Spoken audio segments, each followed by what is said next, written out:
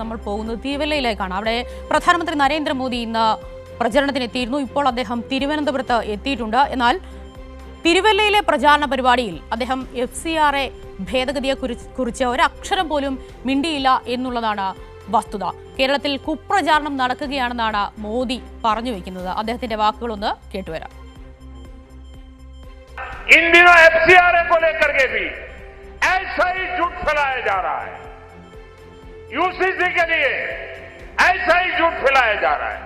गोवा में यूसीसी है, दशकों से है, लेकिन झूठ फैलाना, FCRA के लिए झूठ फैलाना, CA के लिए झूठ फैलाना, सुरेंद्र जैसी फिल्म के लिए झूठ फैलाना, केरलम फिल्म के लिए झूठ फैलाना, कश्मीर फाइल फिल्म के लिए झूठ फैलाना, ये झूठ फैलाने का कारोबार लेके बैठे हुए हैं। ശരി, സുജു ടി ബാബു ഉണ്ട് വിവരങ്ങളുമായി. സുജു, രാജ്യം ഉറ്റുനോക്കുകയാണ് FCRAയിൽ എന്താണ് പ്രധാനമന്ത്രിയുടെ വായിൽ നിന്ന് വരുന്നത് എന്നറിയാൻ വേണ്ടി. അദ്ദേഹം തിരുവല്ലയിൽ, അതായത് കേരളത്തിലെത്തി പ്രചരണ പരിപാടികളിൽ പങ്കെടുക്കുന്നു. എന്നിട്ട് അദ്ദേഹം FCRAയെ കുറിച്ച് മൗനം തുടരുകയാണ്. അതേസമയം തന്നെ കേരളത്തെ അദ്ദേഹം കുറ്റപ്പെടുത്തുകയും ചെയ്യുന്നുണ്ട്. കേരളം FCRAയിൽ കുപ്രചരണം നടത്തുന്നു എന്നാണ് പ്രധാനമന്ത്രി പറഞ്ഞു വയ്ക്കുന്നത്. എന്താണ് അദ്ദേഹത്തിന്റെ പരാമർശങ്ങൾ? വിജി, അദ്ദേഹം ഒരക്ഷരം മിണ്ടിയില്ല എന്നതല്ല, അദ്ദേഹം FCRAയെ പറ്റി പറഞ്ഞു. പക്ഷെ പറഞ്ഞതിൽ കേരളം പ്രതീക്ഷിച്ച കാര്യങ്ങൾ ഇല്ല എന്നതാണ് വസ്തുത. അല്ലെങ്കിൽ അദ്ദേഹം പറഞ്ഞതിൽ BJP നേതാക്കൾ പറഞ്ഞത് ഇല്ല എന്നതാണ് ഏറ്റവും പ്രധാനപ്പെട്ട കാര്യം. FCRAയെ പറ്റി കേരളത്തിൽ നുണപ്രചരണം LDFും UDFും നടത്തുന്നു എന്നാണ് പ്രധാനമന്ത്രി കുറ്റപ്പെടുത്തുന്നത്. എന്നാൽ യഥാർത്ഥത്തിൽ FCRA നിയമം കേരളത്തിലെയും ഇന്ത്യയിലെയും ക്രൈസ്തവ സഭകളുടെ വലിയ പ്രതിഷേധമുണ്ടായി. CPIM അടക്കമുള്ള പ്രതിപക്ഷ പാർട്ടികൾ ഈ വിഷയത്തിൽ വലിയ പ്രതിഷേധം ഉയർത്തുകയും ചെയ്തിരുന്നു.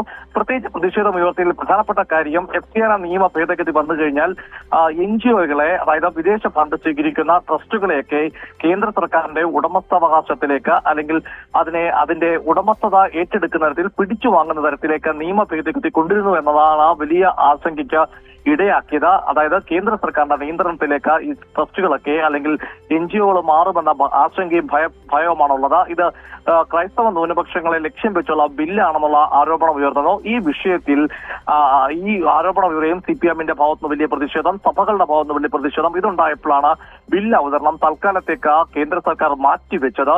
എന്നാൽ മാറ്റിവെച്ചതിന് പിന്നാലെ BJP നേതാക്കൾ കേരളത്തിൽ പ്രചരിപ്പിച്ചത് പ്രധാനമന്ത്രി എത്തുമ്പോൾ അല്ലെങ്കിൽ ഈ ആശങ്കപ്പെടുത്തുന്ന ഭാഗം നിയമ ഭേദഗതിയിൽ ഒഴിവാക്കുമെന്നാണ് കേരളത്തിൽ പല BJP നേതാക്കളും ക്രൈസ്തവ ശക്തി കേന്ദ്രങ്ങളിലും അല്ലെങ്കിൽ പൊതുവിൽ അത്തരത്തിലെ അവകാശവാദമാണ് ഉന്നയിച്ചിരുന്നത്. എന്നാൽ പ്രധാനമന്ത്രി അത്തരമൊരു കാര്യം പറയുന്നില്ല. നിയമ ഭേദഗതിയിൽ ആശങ്കപ്പെടുത്തുന്ന വകുപ്പുകൾ ഒഴിവാക്കുമെന്നോ അല്ലെങ്കിൽ നിയമ ഭേദഗതി തന്നെ വേണ്ടെന്ന് വെക്കുമെന്നോ പ്രധാനമന്ത്രി പറയാൻ തയ്യാറാകുന്നില്ല. ഇതെല്ലാം സൂചിപ്പിക്കുന്നത് പ്രധാനമന്ത്രിയും കേന്ദ്ര സർക്കാരും BJPയും ഇപ്പോഴും ഈ ആശങ്കപ്പെടുത്തുന്ന ഭാഗം ഉൾപ്പെടെയുള്ള നിയമ ഭേദഗതിയിൽ ഉറച്ചു നിൽക്കുന്നു എന്നതാണ്.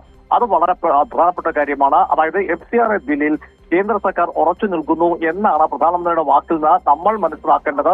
അതായത് വിമർശനത്തെ പ്രധാനമന്ത്രി നുണയായിട്ടാണ് കാണുന്നത്, അല്ലെങ്കിൽ വിമർശനത്തെ ഒരു കളവായിട്ടാണ് കാണുക. അതിനോടൊപ്പം ചേർത്ത് വായിക്കേണ്ടതാണ്. പ്രധാനമന്ത്രി പറയുന്നത് FCRA നിയമം മാത്രമല്ല, കേരള സ്റ്റോറി വന്നപ്പോൾ, കാശ്മീർ ഫയൽ വന്നപ്പോൾ, പൗരത്വ ഭേദഗതി നിയമം വന്നപ്പോഴൊക്കെ തന്നെ കേരളത്തിൽ നുണപ്രചരണം നടന്നു.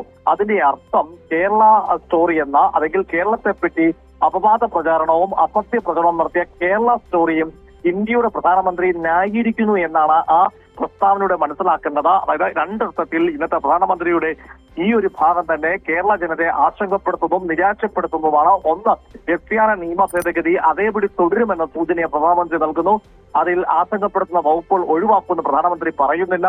മറ്റൊരു കാര്യം, കേരളം ഒന്നടങ്കം, നമുക്ക് കേരള സ്റ്റോറിയുടെ 2 ഇറങ്ങിയപ്പോൾ തിയേറ്ററിൽ ആ പടം ഇറങ്ങിയ കാര്യം വിവാദങ്ങളിൽ കൂടെ മാത്രമാണ് ജനങ്ങൾ അറിഞ്ഞുള്ളൂ. അല്ലാതെ ഒരു ചലനവും സൃഷ്ടിക്കാത്ത ആ സിനിമയെ ന്യായീകരിക്കാൻ ഇന്ത്യയുടെ പ്രധാനമന്ത്രി തിരുവല്ലയിലെത്തി, കേരളത്തിന്റെ മതനിരപേക്ഷത മണ്ണിലെത്തി തയ്യാറായെന്നുള്ള വലിയ ഒരു പ്രധാനപ്പെട്ട വിഷയം കൂടി ഇതിൽ ഉൾക്കൊള്ളുന്നുകൊണ്ട് വിജയ്. ശരി, പ്രധാനമന്ത്രി നരേന്ദ്രമോദിയുടെ തിരുവല്ലയിലെ പ്രചരണം, ആ പരിപാടിയിൽ FCRAയെ കുറിച്ച് പ്രധാനമന്ത്രി സൂചിപ്പിച്ചു പോയ കാര്യങ്ങൾ എല്ലാം തന്നെയാണ് സുജു ടി ബാബു വ്യക്തമാക്കിയത്.